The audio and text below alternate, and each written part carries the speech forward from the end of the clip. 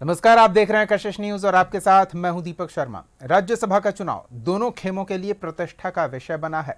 दोनों खेमों के दिग्गजों को यह साबित करना है कि वो एकजुट तो है ही, दूसरों पर उनका प्रभाव भी किसी से कम नहीं। राजनीतिक नफा नुकसान का आकलन कर विरोधी खेमे में खेला कराने में माहिर साबित होना भी स्थानीय नेताओं की प्रतिभा का परीक्षण होगा।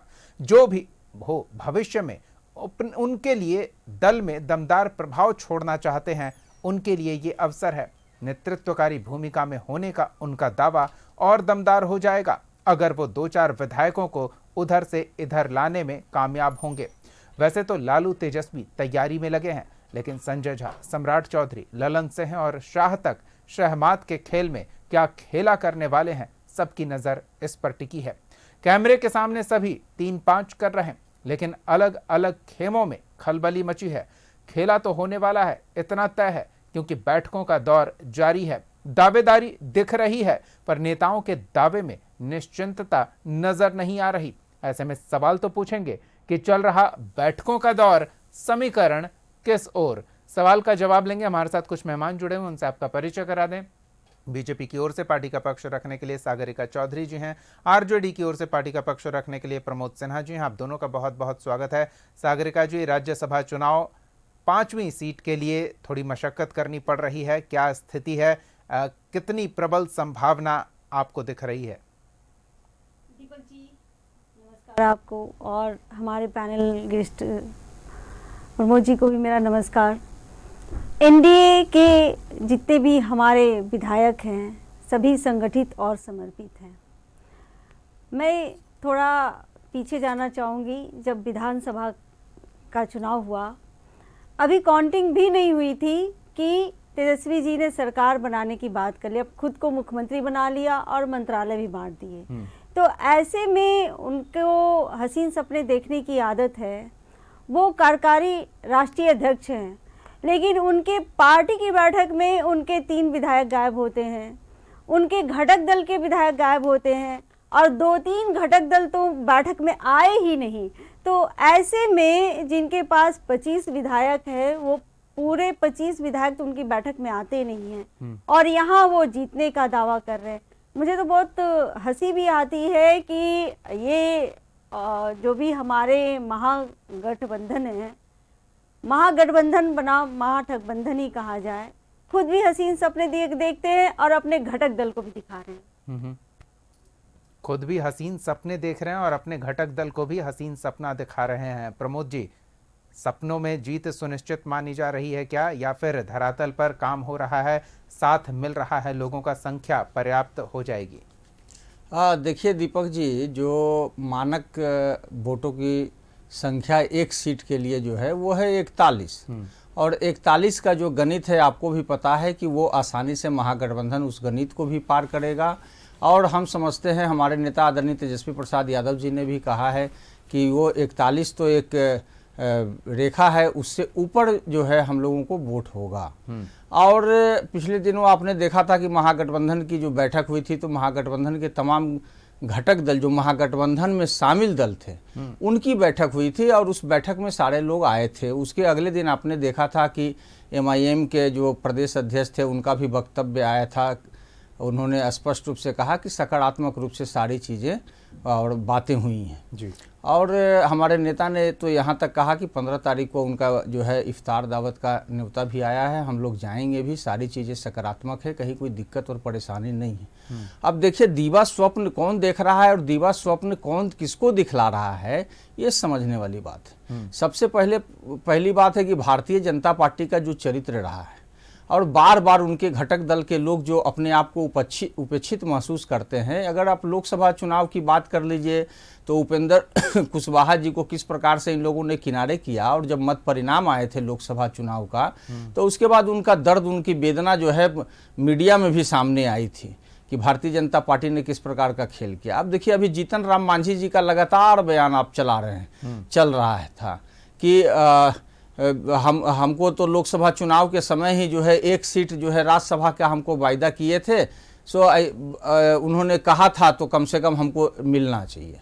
वही चिराग पासवान जी के भी लोग कह रहे थे कि राज्यसभा 19 विधायक है तो एक राज्यसभा हमको मिलना चाहिए था।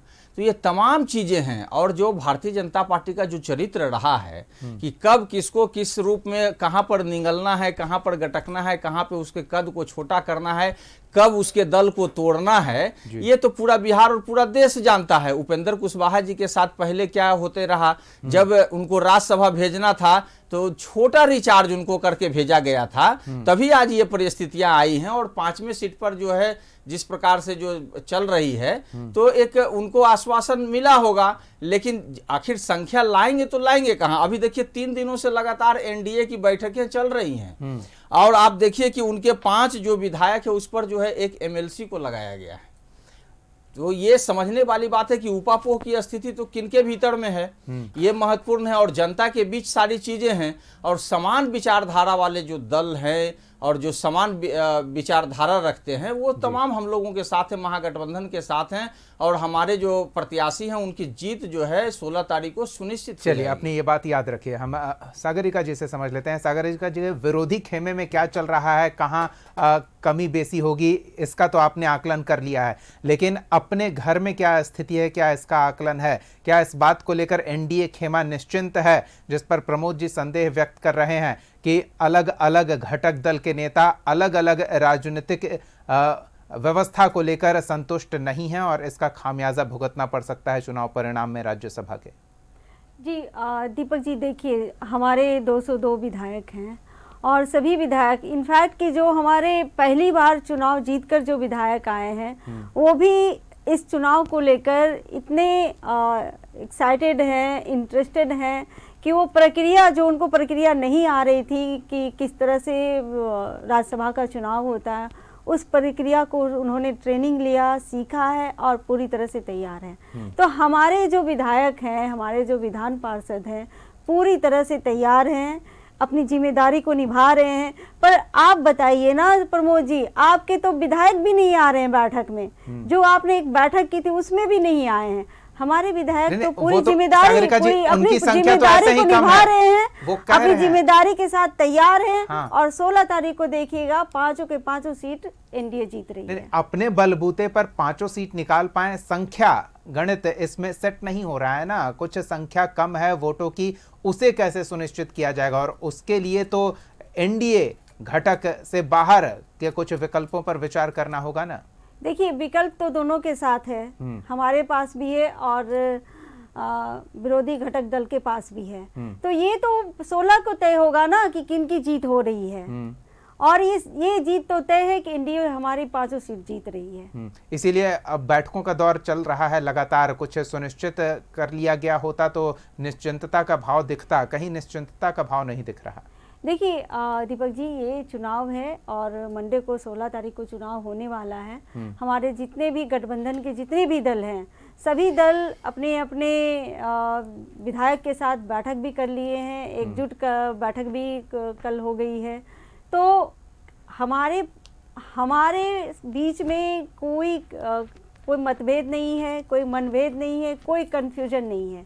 बाकी जो दावा कर रहे हैं कि हम जीत रहे हैं, उनके पास तो अपने ही विधायक नहीं है, बाकी घटक दलों को तो छोड़ दीजिए। तो ये दावा जो कर रहे हैं, आखिर दावा करने का इनके पास क्या ग्राउंड है? बिल्कुल, उन्होंने ये दावा भी किया है और साथ ही एक और दावा किया, 25 सीट है और 41 की बात कर रहे हैं। हाँ, बीजेपी 25 पूरे आ नहीं रहे हैं। जी बिल्कुल, बीजेपी तोड़फोड़ में माहिर है। प्रमोद जी, आपने ये भी एक दावा किया है, तो ये बात क्यों ना मानी जाए कि वो महागठबंधन के अलग अलग घटक के बीच जो जोड़ कायम करने का प्रयास हो रहा है, उस जोड़ को तोड़ दिया जाएगा? अच्छा, आपने जो सवाल किया दीपक जी, मैंने उसके पहले कुछ बातें रखने का काम किया था, और 2 महत्वपूर्ण घटनाक्रम जो है इस राज्यसभा चुनाव के दौरान देखने को मिला। ऐसे तो अमूमन राज्यसभा का जब भी चुनाव मतलब ये होता था, तो बिना कोई मतलब चुनाव का जो है, जो जितनी संख्या होती थी उतना ही नॉमिनेशन होता था, और आसानी से, चाहे अगर सीटों में अगर कोई कमी बेसी भी रहती थी तो आसानी से नौबत की प्रक्रिया, औपचारिकता मात्र चुनाव की नौबत नहीं आती थी। लेकिन मैंने जो बातें कही कि 41 सीट तो हमारा सुनिश्चित है, 41 से ऊपर आएगा, तो क्यों आएगा ये आप समझिए।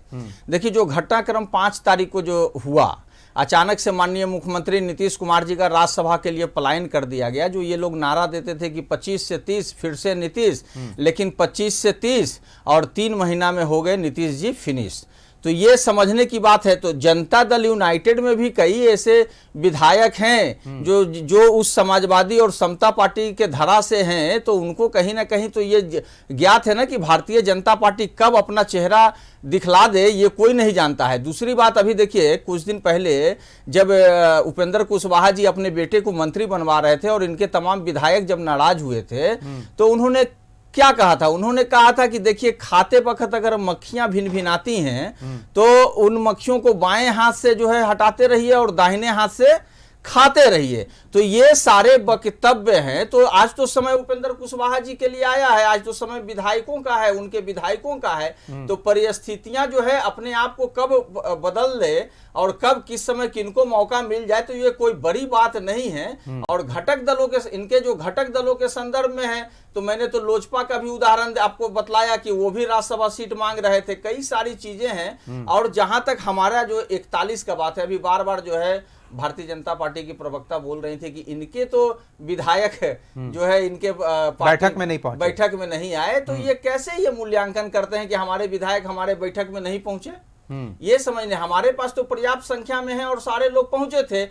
इन लोगों ने एक सवाल जरूर खड़ा किया था कि चाहे अगर बसपा के विधायक की बात कर लीजिए, चाहे MIM की विधायक की बात कर लीजिए, तो चूंकि वो हमारे महागठबंधन में, तो उस दिन जो महागठबंधन की बैठक बुलाई थी तो उसमें शामिल नहीं हुए थे। लेकिन अगले दिन तो MIM के आए और उन्होंने अपनी बातों को रखने का काम किया। तो सारी चीजें देखिए, हम लोग जो है, देखिए कुछ चीजें जो है वो ऑन कैमरा नहीं बोला जा सकता है, लेकिन हम लोग तो इस तरह से आश्वस्त हैं कि ये संख्या 41 नहीं, लेकिन आप ऑन कैमरा जो कह रहे हैं ना कि बीजेपी माहिर है तोड़फोड़ करने में, वही हम समझ रहे हैं कि आप जो अपने सहयोगियों के साथ ये जोड़ बना रहे हैं, वो जोड़ क्यों नहीं तोड़ पाएंगे बीजेपी के नेता? जब घटक दलों के साथ इस तरह के समीकरण को वो साध सकते हैं, तो विरोधियों के साथ तो आसानी से तोड़फोड़ कर सकते हैं। विरोधी जो विरोधी है, एक सेकंड सागरिका जी, जो महागठबंधन के जो लोग हैं वो चट्टानी एकता के साथ और विचारों पे अडिग हैं, विचारों की राजनीति करते हैं। जो भारतीय जनता पार्टी के जो 7 लोग हैं जो उनके विचारों से इत्तेफाक नहीं रखते, वही तो आज जो है जो 41 की संख्या है वो उनसे अलग है। तो इनका जो 41 वैचारिक धरातल पर एकता है, लड़ाई है ना, ये चट्टानी एकता आप कह रहे हैं। सागरिका जी क्या कह रही हैं? देखिए दीपक जी, कयासों और ख्वाबों से राजनीति नहीं होती है। ये कयास लगा रहे हैं बैठकर कि हमारे इतने इतने इतने हो जाएंगे, हमारे 25 इधर हैं, 5 इधर हैं, 6 इधर हैं, 3 इधर हैं, 2 उधर हैं। पर इनके 25 तो आ ही नहीं रहे हैं। अब 5, 6, 3 2 इधर उधर को भी यही कह रहे हैं कि आप बना रहे हैं। आप किस हिसाब से ये मान रहे हैं कि उनके विधायक एकजुट हैं? हमारे चट्टानी एकता की बात, ये जरूरी नहीं बात कर रहे हैं, पर इनके राष्ट्रीय जो 202 विधायक इनके बैठक में आए, पहले ये बतला देना, उनका परेड कराया गया है क्या? मीडिया ट्रायल हुआ है क्या? इनके 202 विधायक आ गए। तो देखिए ये सब चीजें ठीक है। नहीं, सागरिका जी से हम एक चीज पूछ लेते हैं। 202 विधायक भी आए, हमारे विधान पार्षद भी आए, 202 ठीक है, देखा है, मीडिया भी वहाँ मौजूद थी। मीडिया से ठीक है। नहीं, सागरिका जी नहीं, वो सब चलिए मान लेते हैं। हाँ, सागरिका जी हम मान लेते हैं कि हर घटक दल का हर विधायक, विधानमंडल का हर सदस्य साथ में था, एक जगह आपको नजर आ गया, लेकिन फिर भी वो 5वीं सीट निकालने के लिए वो पर्याप्त संख्या प्राप्त नहीं कर पा रहे हैं आप। उसके लिए महागठबंधन खेमे में कम से कम प्रयास होता दिख रहा है, आपके खेमे में वो प्रयास होता भी नहीं दिख रहा है। अभी बैठकों का कई दौर होने वाला है, जेडीयू की बैठक होने वाली है, उपेंद्र कुशवाहा ने अलग बैठक बुलाई है 15 तारीख को। तो ये निश्चिंत आप हैं, बीजेपी निश्चिंत है, तो ये मानकर चलें कि आप अपनी 2 सीटों के लिए निश्चिंत हैं। जेडीयू अगर निश्चिंत है तो वो अपनी 2 सीटों के लिए निश्चिंत है, या फिर 1 सीट के लिए निश्चिंत है। 5वीं सीट के लिए निश्चिंतता का भाव नहीं है, उसको हम समझने का प्रयास कर रहे हैं कि आपकी ओर से तो प्रयास भी होता नहीं दिख रहा है, या अंदर कुछ हो रहा है, कहीं खलबली है? दीपक जी देखिए, मैंने पहले ही स्टेटमेंट में कहा था कि हम 5 सीट जीत रहे हैं। अगर जीत रहे हैं तो हम संगठित हैं, समर्पित हैं और अपनी जिम्मेदारी को इसमें बखूबी कोई दो निभा राय रहे नहीं है, हैं। इसमें कोई दो अपनी राय नहीं है। जिम्मेदारी हाँ। को हर एक विधायक निभा रहे हैं। दूसरी लेकिन बात, हर एक विधायक एक ही हाँ, वोट का हाँ, अपनी वैल्यू जिम्मेदारी रखता को है निभा ना। रहे हैं। 3 वैल्यू वोट अभी हमारे भी कम जितने है। भी एनडीए के जितने भी घटक दल हैं सब अपनी अपनी भी बैठक कर रहे हैं। आपका कल बैठक, संयुक्त बैठक भी हमारी हो चुकी है। तो हमने तो अपने एनडीए के सारे दलों के साथ बैठक भी कर लिया, अपने सभी विधायकों के साथ भी बैठक कर लिया और आज हम पूरी तरह से तैयार हैं मंडे के चुनाव के लिए। लेकिन इनके तो पल पल में स्टेटमेंट बदल रहे हैं। नहीं, उनके बदलने दीजिए सागरिका जी, हम बस ये समझना चाह रहे हैं ना, हम ये निश्चिंतता का भाव एनडीए खेमे में देखना चाहते हैं। बार्गेनिंग कर रहे हैं और पल पल उन्हें जाने दीजिए, बदल रहे हैं। उन्हें जीतने के लिए मुगालते में हैं, उन्हें रहने दीजिए। हम बस ये जानना चाहते हैं कि एनडीए खेमा क्या प्रयास कर रहा है। वो जो 3 वोट कम हो रहे हैं उसके लिए कुछ प्रयास होता नहीं दिख रहा है। अगर कुछ ऐसा होता दिख रहा है, प्रयास कहीं चल रहा है, तो कम से कम उसका आभास तो हमें हो जाना चाहिए ना। हमारे रिपोर्टर हर दीवार पर कान लगा के खड़े हैं, एनडीए खेमे में उस तरह की कोई हलचल सुनाई नहीं दे रही है। इसलिए संदेह हो रहा है कि क्या जो प्रमोद जी आरोप लगा रहे हैं कि बीजेपी अपने घटक दलों को लेकर चिंता का भाव नहीं रखती है, उनके साथ जो होगा वो उनकी परेशानी है, इस भाव के साथ बीजेपी बिहार में राजनीति कर रही है। दीपक जी, पता नहीं, मैंने पहले ही कहा था कयासों ख्वाबों से राजनीति नहीं होती है।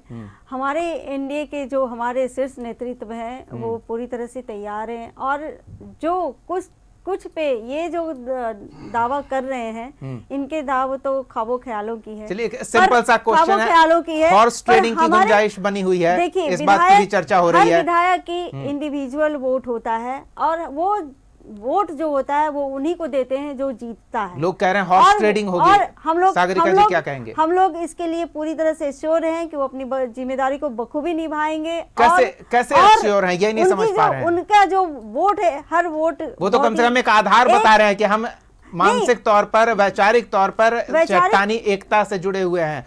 कम से कम आप भी तो आधार बताइए कि उस विचारधारा से आप किनको अपने साथ ला पाएंगे। उसके लिए विचारधारा चाहिए या बड़ा बस्ता चाहिए? विधायक दल तो संगठित है ही है, लेकिन जो लोग देख रहे हैं कि कौन जीत रहा है वो अपने वोट को, कीमती वोट को वही देंगे जहां पे जीत रहे हैं। वो प्रमोद जी भी देख रहे हैं कि जीत सुनिश्चित है उनके प्रत्याशी की। हाँ, वो अपने प्रत्याशी की जीत भी सुनिश्चित देख रहे हैं। चलिए प्रमोद जी एक चीज बताइए, आप वैचारिक चट्टानी एकता की बात कर रहे हैं, अख्तरुल इमान निकल कर बाहर आए तो कहें कि चलिए कम से कम जब तक रास्ता एक है तब तक उस रास्ते पे चला जाए, फिर आगे देखा जाएगा क्या होता है। इसे किस तरह से माना जाए, क्योंकि पिछले चुनाव में जो नुकसान AIMIM को आरजेडी ने पहुंचाया था, उस नुकसान को भूल पाना उनके लिए भी, प्रदेश अध्यक्ष के लिए भी मुश्किल रहा है। चुनाव में वो एक साथ नहीं आ पाए हैं, असदुद्दीन ओवैसी भी उस नुकसान को भूल नहीं पाए हैं। तो क्या लगता है कि इस नुकसान को इस बार भुलाया जाएगा? देखिए, उनके एक एक शब्दों को अगर आप सारगर्भित तरीके से परिभाषित अगर करते हैं तो स्पष्टता के साथ वो बातें सामने आ जाएगी। और जो मीटिंग हुई, जिस वो राज्यसभा चुनाव के ही संदर्भ में थे, तो उनका जो वक्तव्य था वो राज्यसभा के संदर्भ में एकदम बिल्कुल ही क्लियर था। इसमें कहीं कोई मतलब ईफ और बट की बातें नहीं है। अब ये लोग मतभेद, मनभेद और कंफ्यूजन जैसे शब्दों का भले भारतीय जनता पार्टी प्रयोग कर ले, लेकिन मतभेद, मनभेद और ये कंफ्यूजन, ये सारे इनके ही लोगों के बीच में है, इनके ही घटक दल के बीच में है। आज अगर कोई भी इनके जो घटक दल में जो 5 जो ये लोग कहते हैं अपने आप को पांडव, लेकिन देखिए कभी कभी जीतन राम मांझी जी का बयान क्या आ जाता है, तुरंत पांडव से वो पांडव हो जाते हैं और भारतीय जनता पार्टी जदयू को कौरव बना देते हैं। वो कहते हैं कि दे दो हमको 15 ग्राम, रखो अपनी धरती, तमाम परिजनों पे असीना उठाएंगे और जो मिलेगा मिल बांट के खाएंगे। ये विधानसभा चुनाव के संदर्भ में उनके वक्तव्य थे। हमेशा उनके वक्तव्य जो है तो कहीं ना कहीं उनके भीतर में, उनके गठबंधन के भीतर में जो है ना, जो एनडीए के बीच में वही उपापोह की स्थिति है। तभी तो मैंने तो कहा कि 5 विधायकों पर उन्होंने एक MLC को लगाने का काम किया है। उसके अलावा देखिए अलग अलग दिन में अलग अलग जगह पे बैठक हो रहा है। अरे अगर इतनी ही इनके बीच में अगर सहमति है, शांति है, सब कुछ है, तो क्यों इस तरीके का लगा के उठाव की रखा है। स्थिति चलिए आपकी बात मानकर हम ये समझ लेते हैं कि कम से कम एनडीए खेमा ये सुनिश्चित कर रहा है कि उनके विधायक इधर उधर ना हो, दाएं बाएं ना देखें। क्या महागठबंधन खेमा ये सुनिश्चित कर रहा है? पाबंदी ही इस बात की दस्तक देती है कि कहीं ना कहीं उनके भीतर में असंतोष है, उस असंतोष को दबाने के लिए इस तरह की चीजें की जा रही हैं। हमारे यहाँ जो है सारी चीजें स्पष्टता के साथ है। जब स्पष्टता का अभाव होता है, पहरा और तब इस प्रकार पाबंदी की बातें ये आती सुनिश्चित हैं। करने के लिए भी है ना कि हमारे गौशाला से निकलकर गाय दूसरे के खेत में न चली जाए। नहीं, वो उसके मैंने क्या कहा है ना कि देखिए, अब हम बोलेंगे तो कहिएगा, सवाल उठता है। मैंने इतना उदाहरण देने का काम किया, 5 तारीख से लेकर के सारी चीजों का जिक्र कर दिया कि राजनीतिक घटना, लेकिन फिर भी आपके खेमे में भी आगे बैठ के होनी है। नहीं, सुन लीजिए ना, राजनीतिक घटनाक्रम भी चेंज हुआ। उपेंद्र कुशवाहा जी के साथ जो है लगातार इन लोगों का, उपेंद्र कुशवाहा जी का जो वक्तव्य आया, मैंने उसको भी कोट करने का काम किया जब वो अपने बेटे को मंत्री बना रहे थे और इनके विधायक नाराज चल रहे थे। तो आज समय है ना, नाराजगी अब तो नहीं दिखा रहे हैं ना, अब नाराजगी नहीं दिख रही है उनकी। तो हाँ, नाराजगी कैसे दिखेगी? 16 तारीख को ठीक है, सारी चीजें नहीं, फिर भी आप निश्चिंत नहीं है बैठ के। अभी आपके खेमे में भी और होनी है, 15-16 तक बैठकें होंगी, इस बात की गुंजाइश बनी हुई है। महागठबंधन की जो बैठक हुई, जो आवश्यक दिशा निर्देश जो देने का काम किया गया कि कैसे वोटिंग करना है, क्या है नहीं है, वो सारी चीजें उस महागठबंधन की बैठक फिर भी अंतिम निर्णय इफ्तार पार्टी के बाद ही निश्चिंत हो पाएगा। और हमारे नेता ने तो स्पष्ट रूप से कह दिया कि उन लोगों ने हमको इफ्तार दावत का निमंत्रण दिया और मैं उसमें जाऊंगा। अब इससे ज्यादा स्पष्टता, आप लोग तो सूत्र के हवाले से सारी चीजों को समझ जाते हैं। अब इतनी स्पष्टता के बाद भी अगर नहीं समझिएगा तो क्या बताया जाए? सागरिका जी, सब कुछ स्पष्ट है उनकी ओर से, मतलब आपकी ओर से एक प्रत्याशी की जीत सुनिश्चित नहीं है। दीपक जी, इन्होंने अमृतधारी सिंह को कैंडिडेट बनाया, जो हमारे 5 कैंडिडेट हैं उससे ज़्यादा रिचेस्ट हैं। तो मुझे अफसोस होता है कि हमारे महागठबंधन बना महाठगबंधन सोचते हैं धन बल से हर चीज़ को जीत जाएंगे। अगर धन बल से हर चीज जीतना ही होता तो आप विधानसभा के चुनाव में 25 पे नहीं आते। इसलिए ये मुगालते में ना रहें। अभी भी आपके पास 2 दिन है, 2 दिन में कम से कम आप अपने सभी घटक दलों की बैठक तो कर लीजिए। आपके पास भी आपके पास तो सभी घटक दलों की बैठक तक नहीं हुई अभी तक। सागरिका जी, आपके पास भी 2 ही दिन है। मैं कह रही हूँ कि कम से कम घटक दलों की एक बैठक कर लीजिए आप। नहीं, वो तो करेंगे, वो क्या करना है वो उनका। नहीं, वही मैं कह रही हूँ, नहीं कर पाए, अभी तक नहीं कर पाए। 2 क्या कह रहे हैं आप कर लीजिए। अभी देखिए, ये धनबल पे समझ रहे थे, धनबल पे बात कर रहे थे। अभी मशीनरी मैनेजमेंट के बल पर और उसी में 10,000 रुपया जो है, सागरिका जी ने छेड़ा है तो वो सुनना पड़ेगा। थोड़ा सा सुन लीजिए ना। 10,000 रुपया 1,56,00,000 महिलाओं के खाते में देने का काम किया गया और उन्हीं महिलाओं को जो है बूथों पे भी लगाया गया। तो इसकी बात ना करें। आज प्रमोद जी, आप ये मान रहे हैं कि उस तरह से वोट लिया जा सकता है? उस तरह से वोट लिया जा सकता है? एक सेकंड नहीं, प्रमोद जी बताइए, उस तरह से वोट लिया जा सकता है? एक सेकंड सुन लीजिए ना। आज भारतीय जनता पार्टी से ज्यादा रीच देश में कोई पार्टी है तो बता दीजिए। 70 साल जिसने, मतलब कांग्रेस भी जो पार्टी है जिसने एक लंबे अरसे तक जो है से देश को जो है सेवा देने आपको का तो काम खारिज किया। करना चाहिए था इस तर्क को। उसके पास, मतलब आप ये बता रहे हैं कि धनबल से वोट लिया जा सकता है। सागरिका जी जो संदेह जता रहे हैं आप उनकी पुष्टि कर रहे हैं। अरे भाई, तो भारतीय जनता पार्टी के पास जो धन है, अब धनबल की बात करेंगे तो भारतीय जनता पार्टी से ज्यादा पुष्टि कर रहे हैं पार्टी है क्या? सागरिका जी के आरोपों पर आप सहमति जता रहे हैं। सबसे ज्यादा रिचेस्ट पार्टी है भारतीय जनता पार्टी। ये क्यों नहीं समझते हैं? ये इनके पास क्या नहीं है आज के डेट में, इनके पास क्या नहीं है? लेकिन अंतरात्मा की आवाज पर लोग वोट करेंगे, ये आप समझ लीजिए। और मैं बार बार कह रहा हूं कि जो समान विचारधारा, अरे 202 तो इनके आए, उसके विपक्ष में जितने जो है वो 41 है। 243 सदस्य हैं इस बिहार विधानसभा में और 202 इनके पास है, 241 उसके खिलाफ में है। तो वो 41 तो हमारे पास खिलाफ में नहीं है, साथ दिख नहीं रहे। ये कह रहे साथ दिख नहीं रहे, लेकिन साथ है। वो उसके लिए आप चिंता नहीं करिए। 16 तारीख को मैं तो कह रहा हूं कि 41 से और ऊपर संख्या जाए। सागरिका जी, आप चलते चलते क्या कहेंगे? ये कहते हैं समाजवाद की पार्टी है, पर सच कहिए तो समाजवाद को अगर ये लोग थोड़ा सा भी उसकी धर्म को निभाते तो किसी दलित या अरे पिछड़े सुन वर्ग लीजिए ना, हमने पिछड़े वर्ग रामविलास के पासवान जी सदस्य को भी भेजने का सदस्य काम को किया है। नामांकन अब करवाते। सुन लीजिए बात लेकिन को, हम अगर आप बात देखिए, कह रही एक हैं सेकंड तो प्रमोद मैंने जी, तो आप रिपीट देखिए किया है ना, हम पांच ये में से पहली एक बार दलित- इनको नहीं एक भेजा जा दलित रहा कैंडिडेट को भी है, दिया इसके है। पहले भी वो गए हुए थे। दो बिल्कुल। जो सीटें खाली हुई नहीं, है, और एक सीटें इनका खाली हुआ और एक सीटें तो- प्रेम गुप्ता जी का खाली हुआ। चूंकि आज हमारे पास एक ही सीट में भेजने का है तो हमने एक सीट पे भेजा है। तो ठीक वही है। कहा ये ना प्रमोद कहाँ जी कि इस- हम देखिए इस 5 तरह में की हमने बातें हो लोहिया रही है। और कर्पूरी जी चलिए, के ठीक विचारधाराओं से जुड़े हुए दावेदारी लोगों को अपनी अपनी 5 है, लेकिन में से अभी एक भी हमने दलित निश्चिंत कैंडिडेट नहीं को दिया है दोनों खेमे कि हाँ नियत क्या होगा इस राज्यसभा चुनाव परिणाम का, और इसको लेकर अभी भी बैठकें अंतिम क्षण तक होंगी। भले ही इफ्तार पार्टी के रूप में बैठक हो या कोई और स्वरूप बैठक का हो, लेकिन आखिरी पल तक, चुनाव के पहले तक ये सुनिश्चित किया जाना थोड़ा मुश्किल लग रहा है कि दोनों खेमों के सभी प्रत्याशियों की जीत कैसे सुनिश्चित होगी। गुणागणित लगाया जा रहा है, जोड़ घटाव हो रहा है, दावेदारी की जा रही है, लेकिन सब कुछ पर्दे के पीछे दबे अंदाज में हो रहा है। देखना दिलचस्प होगा कि चुनाव परिणाम क्या कुछ निकल कर आता है। बहुत बहुत धन्यवाद सागरिका चौधरी जी और प्रमोद सिन्हा जी अपना समय देने के लिए, इस चर्चा में शामिल होने के लिए। अगले एपिसोड में एक और सवाल के साथ हम फिर मौजूद रहेंगे। तब तक के लिए देखते रहिए कशिश न्यूज़।